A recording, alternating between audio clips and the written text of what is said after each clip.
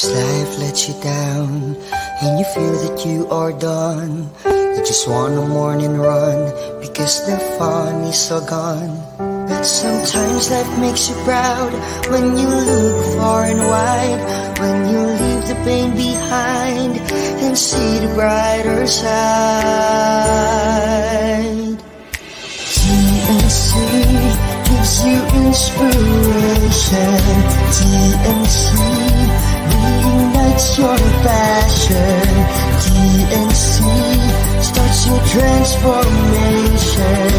TNC helps you see the new you. Sometimes life makes you blind and you choose something bad.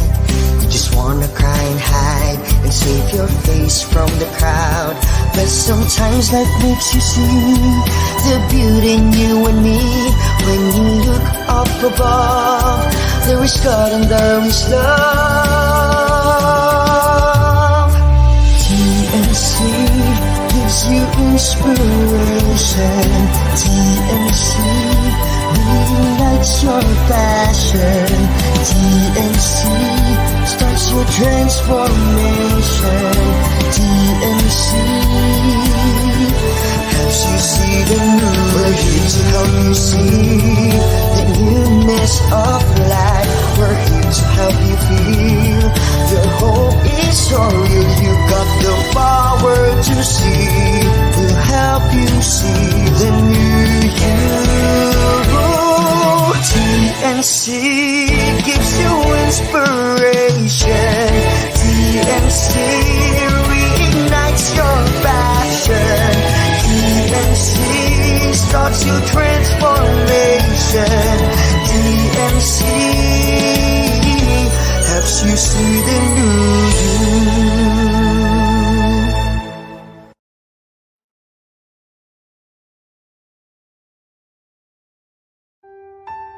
The new channel.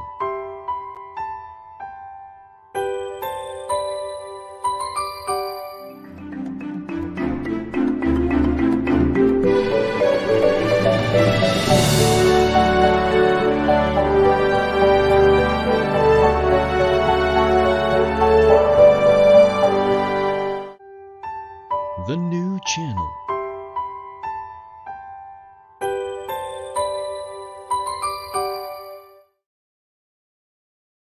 The views, opinions, and insights expressed in the following show are those of the hosts, producers, guests, and viewers. They do not necessarily reflect the position of the channel. Viewer discretion is advised. Welcome to the new channel. We're here to help you see the new you. My name is Mras, and this is Mental Shift.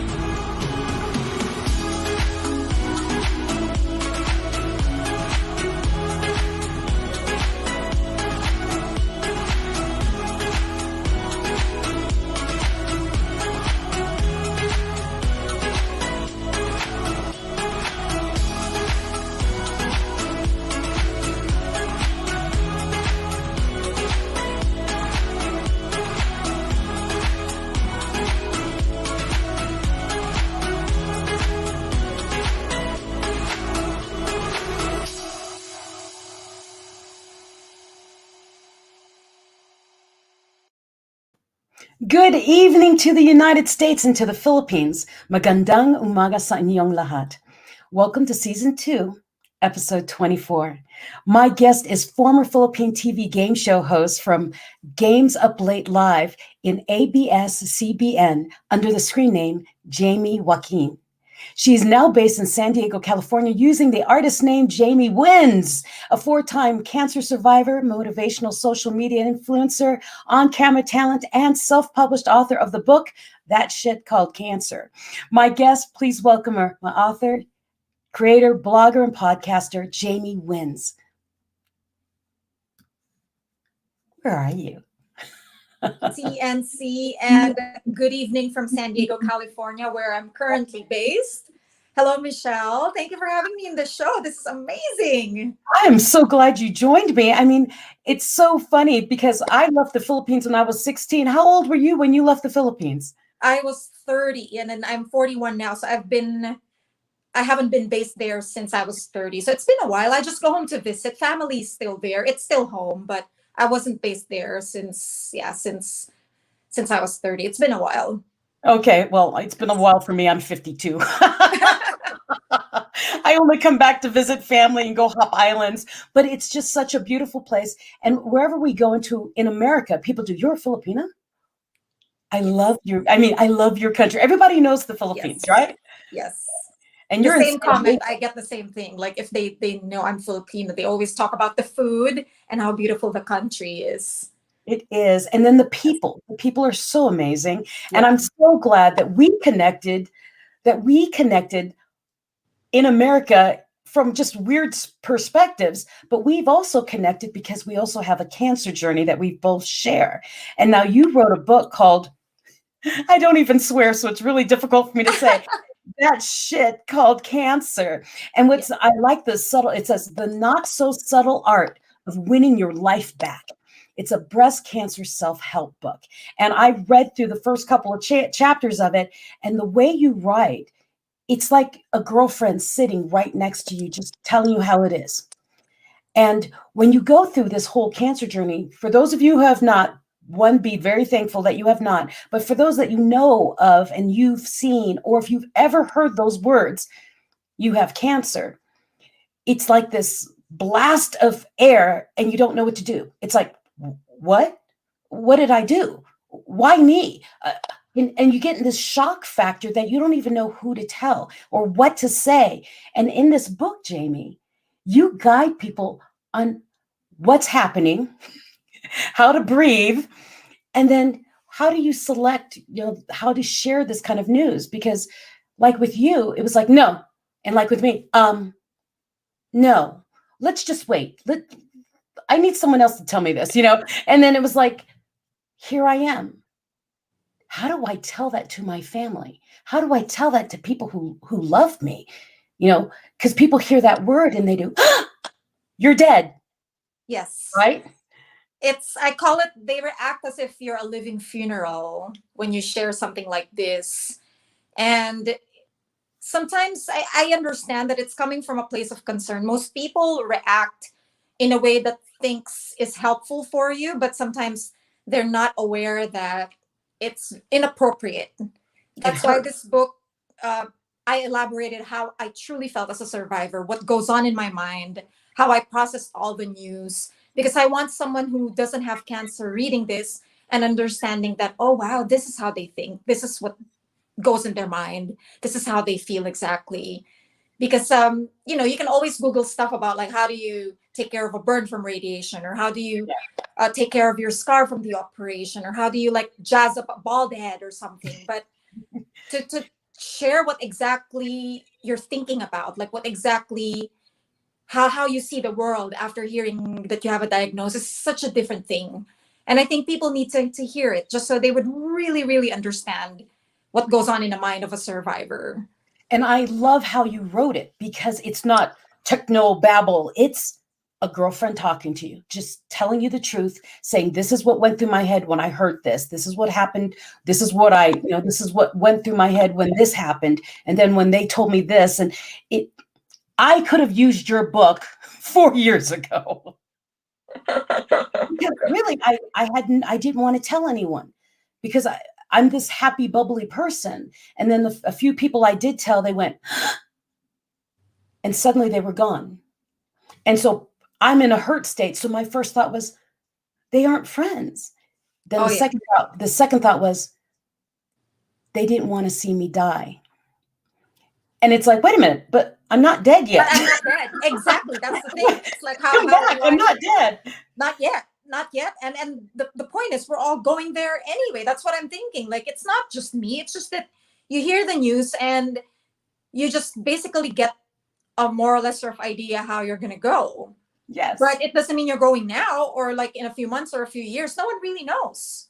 No And, one and really knows. well, and that's one of the things I told people. I said, you know what? I see this as a benefit. They said, how could this be a benefit? You have cancer. I do. You don't know what's going to kill you. I've got a 99% chance of what's going to hit me first, the bus or cancer. Yes. I have an idea. I said, so you're wondering when your day's coming. I'm wondering when my day's coming. But now I have a light bulb in my life that says, live. Yeah, exactly. Live now. And stop holding on to petty things and be the best person, the best version of you every day. And I saw your pictures. You're the most beautiful bald woman I've ever seen. Thank you. Thank you so much. It wasn't so bad, Michelle. Did you, if you don't mind me asking, did you lose your hair as well at the course of your journey or no?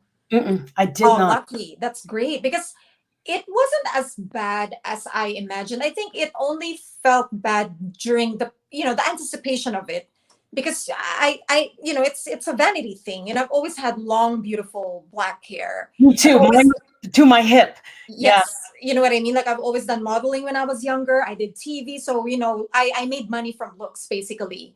Oh. So to take away something that's like a part of my identity, which is like the long black hair, very Filipino trait. Filipino hair. Yeah, it's like it hurts thinking about it, but actually, when I lost the hair, it's liberating. There's a little fun part to it where it's like, oh wow, like it's not as bad as I thought. Like, it only felt a little. I felt anxious days towards me shaving my head, but once it was out, I'm like, oh, it's actually not so bad.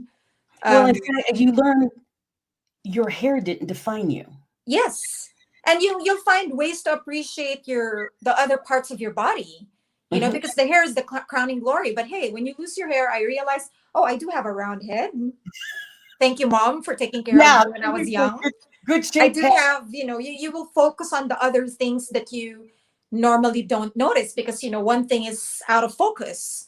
So it wasn't so bad. It wasn't so bad. So if you have a viewer right now who's watching and they might lose their hair, I'm not saying it's something fun to do. Of course, it's still your hair. I'm not disregarding the fact that you're going to get sad and it's going to, you're going to feel bummed. But at the end of the day, there is a liberating feeling to it. And once you're able to pull off a bald head, there's a symbolism to it where it's like, wow, I'm badass. I can rock this bald thing. Yeah. Well, and it's like, wow, I'm badass. This is really cool. My hair got straighter. Oh, it did. That's awesome. I think the most traumatic thing for me, with me, it was I didn't like the port. The port freaked me out because the port was reality. It was like they need a way in. Yeah, that was the part that got me. I'm like, that's kind of a really big button.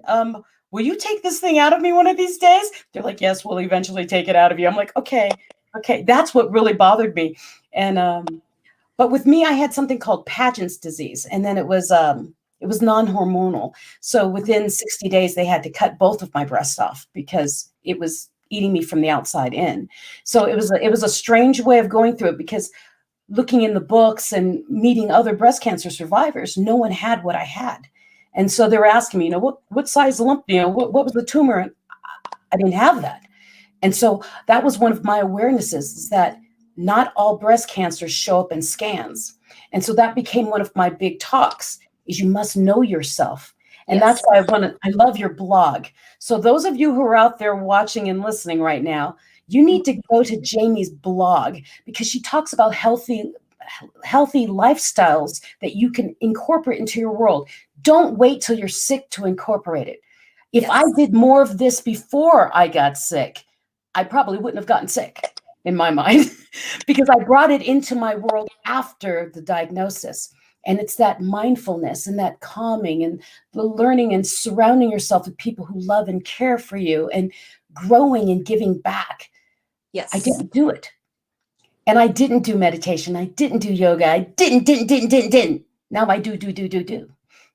I know. Sometimes it takes a yank from the universe, whether it's in the form of health or a life circumstance, for you to appreciate and really boost up your game. Because I'm the same, Michelle. I mean, I've always been on the healthy side, even before. I've always been active, but I think my drawback is I was young, and I like holding on to drama and all these negative emotions. I don't let go fast when I was young before the cancer happened. Yeah. I've always been yeah, on the outside I may look like, oh, she's healthy, she does yoga, she runs, she boxes, I drink my green smoothie. So I did all of that. I did the external parts, but my internal is a little bit on the, it's not very good. Like I've always been harnessing negative thoughts. I don't let go of things very fast, and my spirituality is very surface level. So when this whole thing happened, everything else has to shift. Everything else has to be. I call it when you do decluttering in your space. I had Yes. to do the same when I had this diagnosis. I had to like declutter my thoughts, my friends, the people I spend time with, the where I focus my energy. All of this has to, be monitored. And even until today, I mean, I am a 4-time survivor. So can you just imagine every single time the recurrence happens, all the more I go like more. I just feel like, oh, maybe I need to be more I believe like life is still teaching me something. So I Yeah. see it as a way to, again, regroup. Jaymee, what can we do, to make it better? So until now, I'm a work in progress. I'm never going to say I figured it out, but I know for a fact that, I just, every diagnosis I get, every time I get a recurrence, I just step up the game more. And that's why I'm still here. And people always look at me and like, are you sure? Yeah, are you sure you have a diagnosis? I'm like, yeah, I don't, me too. Sometimes I look at myself and I'm like, how am I this healthy, happy, and positive? And my life is so good. I can't really complain. But I have this one bad card in my life. It's like, I always compare it to like playing poker or something. And, I have this royal flush, but there's this one card that's not very good. So I can't really put down the card and say, I got it. I have the royal flush. Because the bad card is the health. But still, like if I can choose to see the bad card, but instead of seeing that, I'm just like, yeah, I'm looking at all my other cards and they're good. So I'm like, thank you, God. I'm still great. I mean, Exactly. I don't have the royal flush, but who cares? I still have like an amazing deck. You got a good So hand. yeah, that's it. Yeah. So yeah, it's interesting sometimes how a diagnosis can really like change your life. It really can if you allow Yeah. it. I mean, Yes. what I tell people is you need to learn this diagnosis. What it did is it helped me realize, like you said, all the crap that I held on to. And Yes. what really didn't matter, because Yes. when they tell you you're going to die, or in my case, you died on the table. We don't know if we can put you back out, but we found something else inside of you, that kind of thing. I'm like, wait a minute, I died on what? Yeah. It's like, okay, then, that one thing I was holding about that gal, no, it's gone. This other thing, I'll forget it. Okay, I've got bigger fish to fry here. I don't need to worry about all this petty stuff. So I sorted through people. I sorted through friends. I sorted through, any negative in my life because I had enough negative to deal with. Exactly. Right? And so you start appreciating everything that happens. And so, people have said, how do you believe in a God? This keeps happening to you. I said, but I'm learning so much. I've been cut open 8 times in 3 years. Jaymee. Wow, 8 times. So Yeah. you beat me. You beat me because I did a total of, so far I've had 4 major surgeries, 3 during the pandemic and 2 are Oh, I had critical. 3 in the pandemic too. Ah, there you go. Yeah, me too. Yeah, I I had don't 3 want to major win. I don't want to surgeries. win. There's no win. I don't want to win. Yeah. I don't want to win.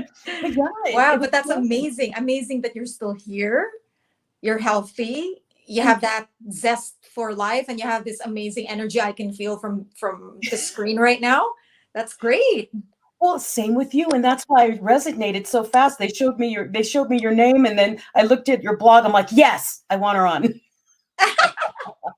because it's so rare to meet someone who's gone through as much as we have Yes. and still smile. We're still getting up every day and we're still encouraging other people. And that's why I wanted you on so that other people can see I'm not an anomaly. Jaymee's not an anomaly. No, This I is a know. choice. We could have curled up in a ball, said, woe is me, and given up. Yes. I've met, well, I had friends who are no longer with us who said, I'm done, and they're gone. And it breaks my heart. And I have a lot of survivor's guilt about that. But people like you and I are stories that need to be shared. And that's why I'm so glad you wrote a book. And I'm glad you wrote that book with the funny picture on it, the shit called cancer, because I I think it's hilarious, and I would have picked it up. And honestly, you need to get that into all the breast cancer wards or any of those, oncologies units, because people need to read that. It doesn't have to be just those of us who are surviving, but like you said, for the families and the friends and people who Yes. just know someone, because the questions and the direct things that were told to me while I was going through all this were not appropriate. Yes, I think this book also highlighted the self-sabotaging thoughts that you normally think about yourself. Yeah. So sometimes you have like thoughts in your head as a survivor that you think about all the time. And it's mostly negative. It's mostly negative because you're scared. I mean, we all get scared of a diagnosis. It's very natural. Even with my alias Jaymee wins, people always think like, oh wow, she's always empowered and winning and this. I'm like, no, I have bad days. I wrote it in the book. I Yeah, am and I know human. how to it's the getting back up part. Yes, that's the part that makes me win. Like I call myself a winner. It's because I refuse to just stay down. That's the thing. I do go down, when I hear bad news, Don't stay. when I come from a bad treatment, of course I feel fatigue, I feel sometimes hopeless, but I don't camp in there. I get back up. So the book actually mentioned stuff about like all these self-sabotaging thoughts that cancer survivors go through. And I also wrote down things that they can say, which I call the winning affirmations. So instead of Yes. saying this to your head, you can counteract this. Like, for example, I'll give a specific example. Most survivors always entertain the thought that, oh, maybe I'm going to die. Like, maybe this is it. Maybe this is it. I'm dying. And then the winning affirmation for that is like, as long as I'm breathing, I'm still alive and winning. So you're not really, it's not like I am overly patronizing, or it's not like it's a toxic positivity, because it's the truth. Right now, you're reading this book, you're still breathing. It means you're still alive. Yes. So don't think you're dying, because you're not. Right now, you're alive. Right now, we're focusing right now. I don't know later, tomorrow, next month. Who knows? No one really No knows. one knows that. No Yes, one knows that. And that's the whole exactly. thing. You're human. Allow Yes, yourself to grieve. Allow yourself to go down. But don't. It's a choice. Don't yes, allow yourself to stay down. I yes. know one of the big thoughts that went through my mind after they I had the double mastectomy was, am I a woman? I started Oh, questioning my womanhood because I'm a very curvy woman. And it was like, I am I still a woman? And my husband's like, of course you're still a woman. That's silly. But as they were cutting different parts out of me, I'm like, okay, I'm kind of an android at this point. I've got more metal and plastic and things in me than I actually have, flesh. Who am I? And so I went on to this whole journey, and that's what a lot of my inspirational talks are about, is finding you, the essence of you. Everything else is superficial. Your body needs to get you around and be healthy. But this can never be taken away no matter what they do to you. So own you. The yes, power is in you. I Yeah. agree. And there are other ways to feel feminine. I've learned that when, if your thing, Michelle, was your breasts, to me it was um, losing the hair and losing my ability to bear a child, because I don't have children, and it's something that I never really saw myself having anyway. Like, I've always been the type of woman who loves to travel and make art instead of having being a parent. So it was Until, never in my radar, but still, like when I was told that I will probably not have a probability of, having a child, being a mom, yeah. because the chemo is gonna kill my egg cells and everything. Uh, yeah, it did. It hurt. It really hurt. Like, even if I didn't really fully desire to be a biological mother, it hurt my femininity, thinking like, Yeah. wow, I'm so what's the essence of me being a woman then if I can't bear a child? I would love Exactly. to have the option, even if I'm not going to do it. I want that I have the option. You wanted the choice. Yeah, yeah, the choice, that it was my choice to not have it, and not cancer like killing my chance. So it did, like you, it took me a while to feel beautiful and feel sexy again and feel like a woman, because after that, like, oh, I have this short hair that I'm not used to, and then, oh wow, I don't have um the ability to bear a child, and then, oh wow, I have this big scar on my left breast, so my breasts don't look the same anymore. Like, it's I call it, it's deformed, Yeah. just that's the truth. It's now deformed, it's not the same.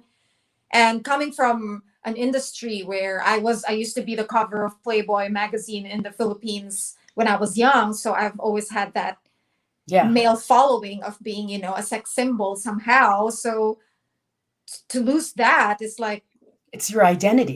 it was hard for a young woman like me. I was 37 when this all happened. I was still at my peak. Mm-hmm. So yeah, you're right, it does hit your feminine ego so bad. But in my case, I did find ways to just feel beautiful again. I just played with lipsticks, big earrings.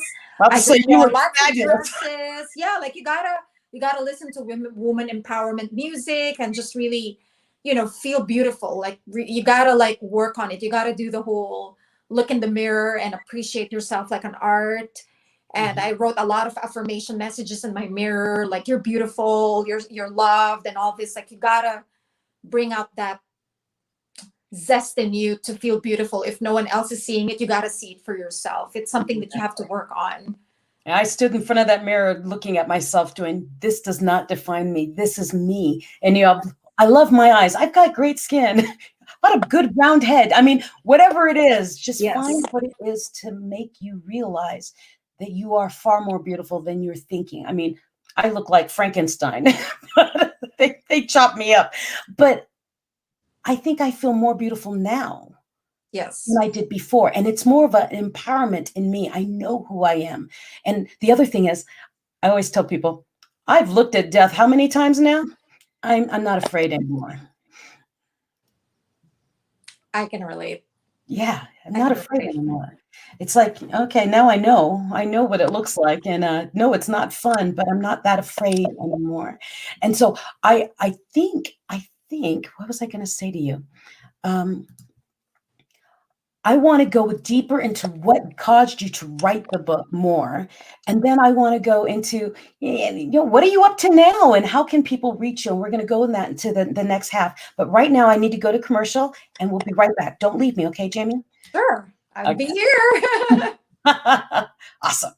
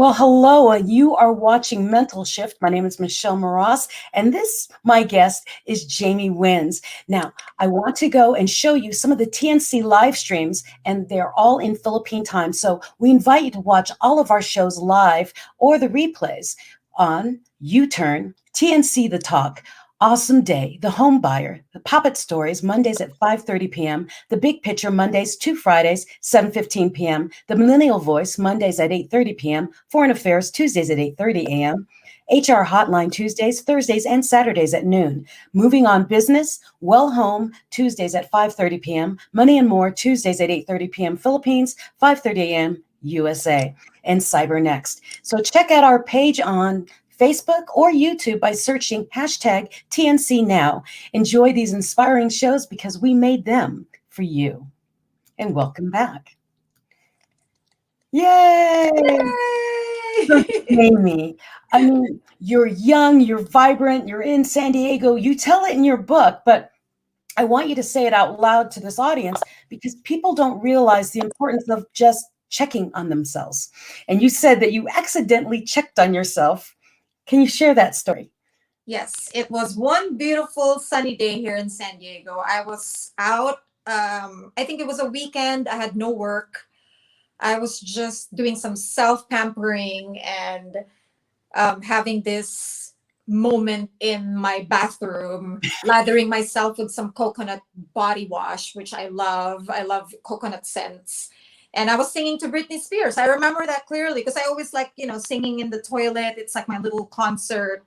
So I was just, lathering myself while singing Oops, I Did It Again. And then I just felt a lump on my left breast. It's right here between the armpit and the breast. And the lump was maybe like a size of a marble. And the texture is like the gummy bear, very soft and movable. And I just didn't really think that it was something in the beginning. I just thought that maybe I was just having my period. Maybe it's a fatty deposit or buildup. I didn't It never crossed my mind that, oh, maybe it's cancer. But to me, it's like, well, I never had this before. And I think it wouldn't hurt if I had it checked anyway, just to be sure. So that was what was going on in my mind. I never didn't even get scared, never didn't entertain the thought that this is going to change my life forever. It was just like, oh, it's here. All right, I'm going to go have it checked just to be sure. But I am sure it's nothing. Like I was so confident that it was nothing. But I'm so glad that I didn't just become too complacent and never did anything. So I looked up the nearest women's reproductive health clinic close by and booked the closest date that they can accommodate me. And that test just led from one thing to the other. So from that test, they tossed me to another clinic for breast specialty clinic. And then from that clinic, they wanted me to do ultrasound and mammogram. And then from there, biopsy. So that's the domino effect right there. Just that test, I felt like a pinball. They just tossed me from one clinic to the other. And then I just kept going and going. And the more clinics I go to, the more I'm like, is this getting serious? But I was still not convinced that it's cancer. I don't know. Maybe I was just so, because I guess I never really get sick. Like I've always been a healthy kind of person. I'm never the sickly type, even when I was young. I've always, I fight cold for one day. I just like drink lots of water and vitamin C and garlic tea, and I'll be fine. Like I'm strong. Like I never get sick for long periods of time. So to me, like to get sick is like foreign. Yeah. So to me, I'm like, there's no way in hell that this is cancer. There's no way in hell this is serious. So I just followed what I was told to do just because I'm just following what they were telling me to do. And then the biopsy eventually showed that it was an early stage breast cancer. And even then, Michelle, I was still, it took me a while. Like I was in denial for the longest time. I felt like I was just going through the motions because, yeah, they told me to go here. Okay, I'll go here. And then go there, I'll go there. Okay, this is what we're going to do. This is what we're going to do. I'm just like that. But my mind is like, is this really happening? Like, is this for real? Like, I'm still not there. I think the only time I realized that this was real was when I was told that I was going to do chemotherapy. When my doctor really sat me down and said, we're going to have to do chemotherapy for you because you're young and we want to try all possible treatments for you so that you have a bigger chance of surviving. Basically, we want to try all the bullets that we have. And since you're young and healthy, I think you can tolerate the most the hardest chemo, which is Red Death. the red devil, the AC, the iduramycin cytoxan. So when he told me that, that's where I'm like, so you mean, I'm doing chemo, like meaning like chemo, like what I see in the movies kind of chemo. And he's like, yeah, the one that makes you lose the hair, the one where you're gonna get pale and all these things. I think that's where it hit, because I was just like thinking my worst case scenario is probably they're just gonna take out this lump and I'll be back to normal. That's what I thought. Like I thought it was just a 1-day operation, take out the lump, and then sew me back in, and then a few days of recovery, and I'm back. I have my hair again. I have my hair. I'm never gonna lose things. It's just a little cut right here. That's the worst that I thought in my head. So when he said like, no, you're gonna do chemo, the whole shebang, the whole thing, chemo, you're gonna do surgery. We're gonna test your BRCA if you're a positive gene carrier. If that's the case, then that's a different story. You might have to consider doing double mastectomy and hysterectomy, like what Angelina Jolie did. So when he was talking about these things, that's where I'm like, oh wow, like this is real. This is wow, whoa. Stop. Yeah, that's Stop where I'm now. like, oh wow, that's where I think it really hit me. And I remember that day um to be very sentimental, very emotional. I was driving back then. I was driving a convertible. I drove close to the bay and just cried like the whole afternoon until evening. I cried in my car alone, parked in a corner by the water, and I've never cried that hard and so deep. And it's like this, Heart-wrenching. yeah. It's like I felt like I got stabbed in the heart. So I cried and cried and cried, and then I just stopped crying because I was so tired of crying. That's why I drove home and then passed out. But that's the time where it hit me, where I'm like, wow, I'm 30, I'm just turning 37 and I have breast cancer. I'm like, I have cancer. I'm going to lose my hair, and I'm in a foreign land and my family's all back home in the Philippines. Yeah.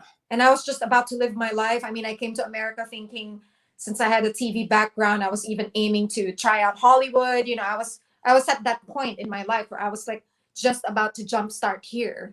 And then this happened. So to me, it's like, really, like what this is what's going on. And for a while I did hate God. I wrote it in my book too, that I really was so honest about questioning God for a while. Mhm. Like, why me? Why, what are you doing? Are you What did I punishing do? me? Yeah. What do? did I do to deserve this? Is it my fault? I even thought it was my fault. Did I not eat vegetables enough? Did I, did I not forgive people? Is someone like doing a bad voodoo against me? Because when I was young, maybe I pissed off somebody. Like I had all these like weird ideas of like why this happened. Why? So it took a while to really accept it and and not hate myself for it. Yeah. Because I hated myself for a while, Michelle. I hated myself thinking like I did something wrong. I should have, the whole should have, it's which is also a part of the Yes. self-sabotaging thought. Should have Woulda, done shoulda, this, coulda. shoulda, woulda, coulda. I've been playing that in my head over and over. This is maybe I should have done this, I should have done that, I should have eaten this, I should have had my checkup when I was 30, I should have I don't know, maybe I don't know, like I have all these like maybes, and maybe if I did this it didn't happen. But I think at the end of the day you'll realize that life is just life. Life happens, and sometimes there's just no explanation. You just got to live with what's presented and what's in front of you. We all have our bad cards, Like and you that's said, it. deal your cards. We're all Yeah. playing poker. Yeah, it's like it's sometimes it's random. You go to Vegas and you pick cards, and you can't say that the house cheated on you. It's just that you pick the cards. That's it. It's the same thing with sometimes going through a health problem. I think you have sometimes like random things that you can't explain, because other people may not be going through health, but they're going through money problems, or they're going through relationship problems, Yeah. or they have children who are rebellious or whatever. Like I hear so many different stories of different struggles. So it's like, I guess my card was the health card. So yeah, I mean, I guess that's just the way it is, and you just gotta work your way around that card, but And what still are we keep going to do living. with it? Yeah, what are we Yeah, going to do with it? exactly. And Yeah. we have so many people joining us and saying hello to you and thanking us and welcoming us back. And it's just so cool to see all these people popping up. And it's like, I can't read them all. But yes, so many people are, especially going through this journey like this. Thank you, husband of mine. We go through these what if, why, because, and I remember the first thought with me was about time somebody believed me. Yes. Okay, so with me, I have to share this with you. I kept having dreams of dying. And like Oh you, I wow. don't get sick. I never got sick. And so I was not sick. I just felt really wrong. And so I went to the doctor. Promise me, people, all you listening, never do this to a doctor. I went to the doctor and said, I think I have cancer. I'm having dreams of dying. And they went, lady, here's some Valium. You need to go. I'm like, no, something's wrong. And so they did all these scans. I was asking them for blood work, and they're like, there's nothing wrong with you. I said, there's something wrong with me. Now, every woman has heard this. If anything comes out of your nipple and it's not milk and you're not lactating, you're supposed to go to the doctor, right? Yes. Uh-huh. I'm a Correct. 47-year-old woman, and that something's happening to me. So I went into the doctor and said, something's coming out of me. And they said, no, nothing's coming out of you. I do. Every morning, something is stuck to my shirt. There's something happening. Oh, no, there's nothing wrong with you. It took me 6 months to convince them that something was wrong with me, because my mammogram, when I went to the mammogram, there were no lumps. It was the technician who saw me wiping the blood off of me who said, something's wrong. If she hadn't said that and I hadn't gotten very persistent, I wouldn't be here right now. So one of the things that I love about your book is you talk about how to, take care of yourself and know yourself and get in tune with who you are, that kind of thing. If Yes. I wasn't in tune with who I was, I wouldn't have known that bad things were happening in my body. So it's that self-awareness and that knowing when something is wrong. Like you, I'm healthy. There's no way this could be happening. That's a lump. It's probably a lymph node. I'm probably getting a cold, something like that. Check that stuff out. Use your intuition. When you feel something's not quite right, get that checked out, because you just never know. And you'd rather be safe than sorry. And Right. in breast cancer, any kind of illnesses like this, the sooner you attack it, the better off you are. I agree. And that is called being your own advocate, which is exactly a big component of survivorship. Yes. And you did it so right, Michelle, because I experienced the same thing. I think when I was, this is what I learned in the journey, because when I was new in my survivorship, I would be very passive and I would just trust the doctors, what they say. But I think you learn along the way, because I've been here. This is what I'm a 4-time survivor. So Yeah. I think I won't be here as well if I wasn't very vigilant. Yeah. Yes, I would, because I remember when I had my third recurrence, I was experiencing shortness of breath with just 5 steps of walking. And And you're athletic. I already called my doctor and I said, like, something is just like wrong. Like, I'm catching my breath talking after a few minutes, and I'm catching my breath after just maybe 5 or 6 steps, just walking, not even running. And then, that's just, you're right. Like, sometimes they would just say, like, maybe you're just experiencing anxiety. They think it's anxiety, or I'm Yeah. having a panic attack, because I've always had that. I've always been notorious to have that. That's why I saw a psychiatrist, which I wrote in my book as well, about my mental health journey. Because cancer really got me depressed and anxious. Like, I went through a lot of, like, bouts of depression and anxiety and panic attacks, where I actually asked my friend to drive me to the ER, thinking like I'm having a heart attack, but it was just a panic attack. So it's the same thing. Like, I messaged my doctor and I said, like, I can't breathe. I don't know what's going on. And he's like, no, maybe you're just relax. Like, I think you're just having a panic attack. You should just take Ativan and relax. And so over and over, like, they would say that, but I'm like, no, this is not a panic attack, because I've been experiencing this for a while. And they were right, because I mean, not right, but they told me, like, okay, well, we're gonna do a routine scan in a few days. If you could just wait for us, because either way, you're gonna have everything checked on your routine scan. So I think my body was just very vigilant, and I would say I just have that strong will to live, I guess, because I did wait. Like, it was 2 days. In 2 days I'll get my routine scan, so I just didn't expedite any tests. But in those 2 days, after 2 days, I went to the hospital and they did a CT scan. And after the CT scan, they made me go straight to the ER because they were like, you have liquids everywhere on your left lung and in your heart area. It's 1 liter each. And for someone like me who's only 5'4", You're carrying taller than me? yes, I'm only 5'4". I'm actually, I mean, we're Asians. We're not very tall. I mean, I'm I'm five thinking five you're four. tall. I'm only 5 foot. Ah, there you go. So cute. Very petite. But Yeah. but you have to be your own advocate. You have to know Yeah. your body. So if Because anything's going on with you, imagine that, like, for my height and my figure, I was carrying a 2 liter liquid in my body.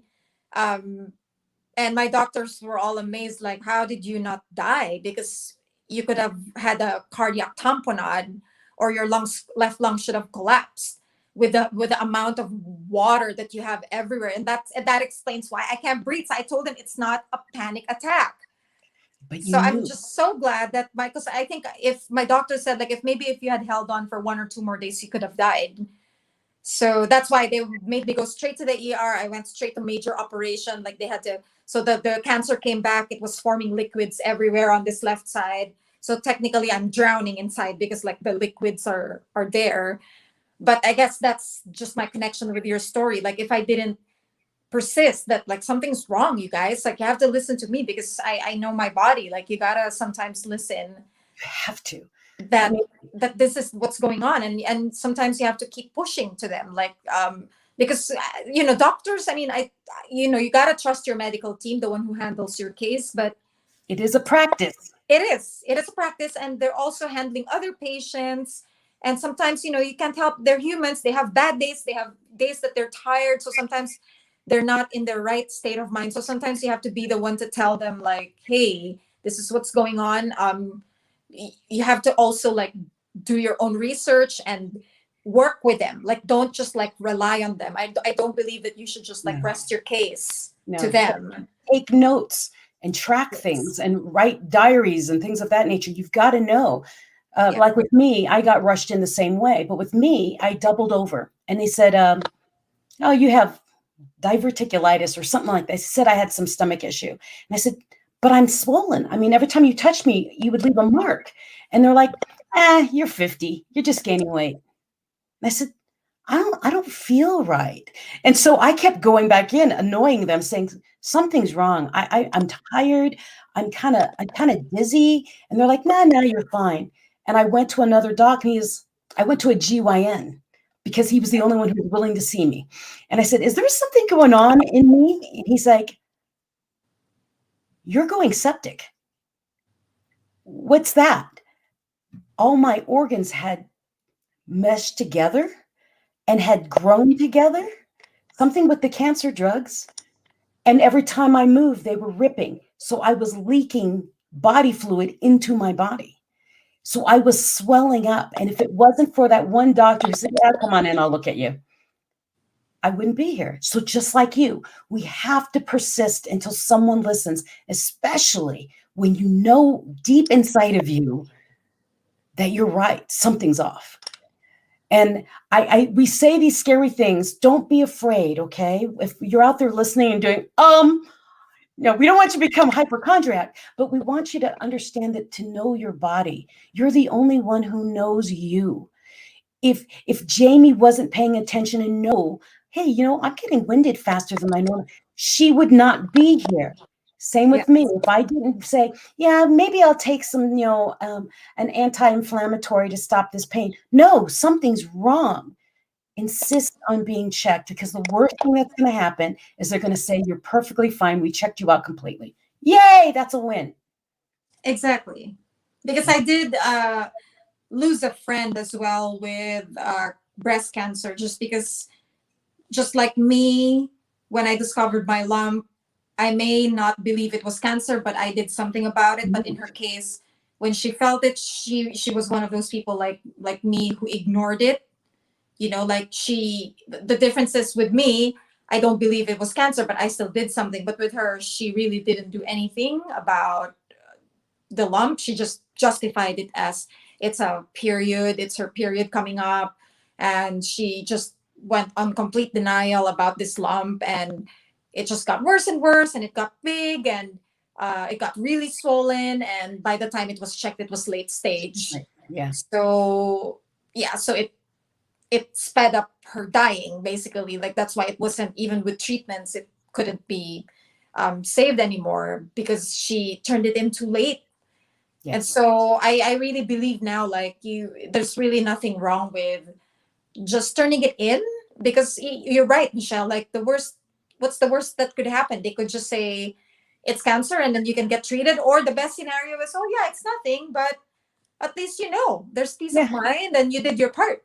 You did your part, and it could save your life. It really can. I believe in that. I believe in being it. Prevention is always better. So yeah, be very vigilant and develop a good relationship with your body and your medical team. Make sure that they're always in the loop with what's going on, and it wouldn't hurt to just like tell them what's going on with you, how you're feeling, because at the end of the day, it's they need to know. They're working with you, and you need to be able to open to them. That's why I wrote that in the book as well, how important it is to find the right medical team for you, because you're going to have a long relationship with these people for a while. For many, many years. Yes. Now, So you got to be comfortable with them. You have to feel like you can open up to them, and you feel relaxed when you're with them, because you're going to share a lot. And yeah, they need to know. They need to be updated with what's going on with you. They become your family, your team. They know you better than you know half the time. Now, we're going to go on break real quick.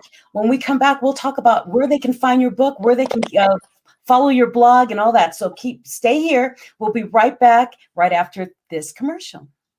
Yay!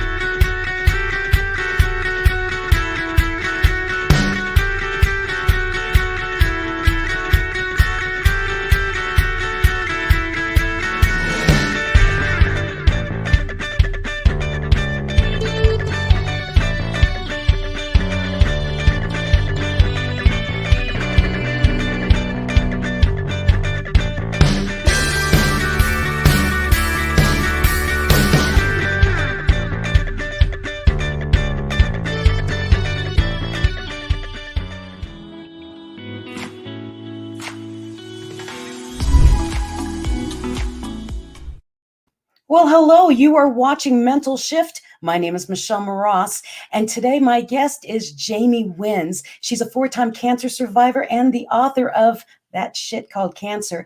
Now, we would love for you to catch all of our other original shows, live or replays. Now, the times I'm about to give you are all in Philippine time, so keep that in mind. We have Healthline, Couple Goals, Win Within, Wednesdays at 8:30 p.m., Market Leader, TNC Express, Thursdays at 11 a.m., YOLA, Thursdays at 8:30 p.m., Negosyo, at Home, Fridays at noon, Tech U, TNC Marketplace, Fridays and Saturdays at 5:30 p.m., COVID Stories, Saturdays at 10:30 a.m., Realty Realities, Saturdays at 4 p.m., Danny Art Show, After Shift, Women at Work, The Family Business, Usapang Beauty, The Fourth Project. Also catch TNC Specials, One Day, TNC Arena, TNC PressCon, and TNC Town Hall on Saturdays, 7 p.m., co-hosted by TNC founders Lloyd and Apple. And Town Hall is where we talk to you, our valued audience. And remember, it's never too late for Mental Shift. That's what you're watching right now. Tuesdays and Thursdays, 7:30 p.m. Mountain Time in the United States. Wednesdays and Fridays at 9:30 a.m. Philippines. Thank you so much for joining us today. And for more upcoming shows, follow the hashtag TNC Now on Facebook and YouTube and allow your passion to inspire you. And together, let us hashtag see the new you. And we're back. Welcome back. Thank you so much for joining us and staying with us. And my guest tonight is Jaymee Wins, 4-time cancer survivor. And just the stories that she's sharing in her book is really, you need to just pick it up for your friends or just anyone you know who knows someone who's been heard that word, you have cancer, because it's a matter of fact, girlfriend to girlfriend, friend to friend talk matter. It's straight to it. Know that shit called cancer. She talks like that. This isn't. She doesn't butter anything. She doesn't coat it with frosting. It's straight talk. And when you are facing something like cancer, it's what you need. Straight talk. Right, Jaymee? Correct. I call the spade a spade. That's it. Now I'm not gonna glorify cancer because cancer is a shitty experience and it's not fun. So yeah, that's why this is the symbolism. I actually had a pastry made and put the pink ribbon served in a platter because it is shit, but either way, you can still make it pretty. You can still put a smile and put a ribbon on and still live anyway. So I guess that's the symbolism of this cover. That's why I put her as my muse. I love it. Yeah, that's the book, and the book is available on Amazon for people who want to read it. It's available on ebook and paperback, and also if you're in the Philippines, you can purchase a copy locally, so you don't have to pay for Amazon delivery. You just have to email booksbyjaymee@yahoo.com. I'm doing a direct sales for now while I'm doing a negotiation with a major bookstore in the Philippines. So I hope you grab a copy and please let me know what you think. I would love your opinion. You can always give me a shout about the book on my official website, www.jaymewins.com. That's where you can reach me. And I would love to hear what you think. If you resonated, if you have any other comments or a line that really hit you, please let me know. And this book is very useful for any woman going through a survivorship or have been diagnosed, or someone who's been diagnosed and you want to understand their psyche, what their fears are, what their concerns are. This book really shares it all. And also what words do you say to someone who's been diagnosed? I also wrote down things here like the winning affirmations and how to elicit the support that you need for anyone going through the diagnosis, because sometimes we have that fear of asking for help, or we don't want to come off too needy or a burden, when in fact people really want to help you out. It's just a matter of sharing to them how they can help you survive that shit called cancer. So please, yeah, I would love to know your thoughts. I hope you check out the book. And by the way, to all of you who are curious why my name is Jaymee Wins, I just have a little backstory about it. Okay. Because when I was doing TV in the Philippines, my screen name was Jaymee Joaquin. That's the name I used. But when I was going through the diagnosis, I think I came to a point where I was just so desperate to convince myself that I'm going to live and I'm going to keep winning every single day. And when I say winning, it doesn't mean I'm going to get a trophy or I'm going to get a recognition. It's just winning over cancer, meaning day by day, I'm going to choose to be alive and to be happy and to be well and to contribute and to continue serving in the way I can. So the name just popped out because I remember texting a good friend who's based in Singapore. And, I was telling her about what the treatment plan would be for my initial diagnosis. And I told her I'm going to do it in America, even if it's far away from my family, just because I know that it's more advanced. The treatments here, there's lots of clinical trials. I think I'm better off here. So I'm going to stay here and find ways to survive and just rely on friends and strangers who are kind enough to help me. And I'll just have to really wing it. That's what I said. I'm going to wing it. And then she said, yep, Jaymee Wins. She just said that out of the blue. And then I kept reading that text and I'm like, oh, that's my new name, because I'm notorious I'm an artist. So I like coming up with pen names. Jaymee Joaquin was my name in the Philippines. when I taught English as second language in Spain, I became teacher Jaymee. People knew me as teacher Jaymee. That was my alias. And then in America, I'm like, oh, what am I gonna be? And then, oh, Jaymee wins. It's like a symbolism of like every day I'm gonna have to remind myself that, Jaymee, we're winning. You're winning day by day. I have to convince myself out of desperation. So I don't think about dying. I don't think about just giving up. Like, no, I'm going to win, even if it means just opening my eyes in the morning and getting out of bed, or going to my treatment, or smiling, even if it hurts inside. Like, it's just those little wins that get me through day by day is enough. Like, so sometimes people say like, wow, Jaymee wins. That sounds so powerful. And I'm like, yeah, it sounds like a big thing, but actually the win here is not about the grandest of things. It's just about taking baby steps day by day, and just being alive and breathing, and just doing what I have to do each and every moment of the day is already a win. Yes. So that is hence the pen name. That's where I came up with the pen name, and I stuck with it. And now this is my artist name, the birth of the new artist name. Jaymee wins. So yes, correct, Michelle. That's it. That's the story. Well, mine's too long. My word was unapologetic. I stopped apologizing for being who I was. I stopped apologizing for living, and I stopped apologizing for all the things I didn't do right and why I got cancer in the first place. Those kind of things. I stopped apologizing. I am unapologetic. But Michelle, unapologetic is really, really long, so let's not do that. Well, Jaymee, I want to say thank you so much for joining me and sharing your story. And I hope your book blesses many, many people, because I really did need that frank talk, and you have that book. And I really needed it. I'm glad. I know many, many more people need it, because I love the frank talk that you gave. And so really, go check out her blog. Go to JaymeeWins.com. Okay, check her out. Read up, follow her, because she's in a journey, and she shares so blatantly, honestly, everything that she's gone through in her head. And that's rare. A lot of people who are going through cancer, we get very quiet. And so to have someone like Jaymee willing to share her journey and share her thoughts it's unbelievable. But here you are, so I have to believe it. It's beautiful. So take advantage of knowing this woman that we've just introduced you to here on TNC. Follow her. And Jaymee, I'd love to have you on again sometime. And we'll talk about other things other than cancer, about all the other wins that you have in your life. Sure, I would love to, Michelle. That would be amazing, because I do have upcoming projects that I'm working on. So this is the first creative baby in terms of writing, but I am currently writing a second book, which is a children's book.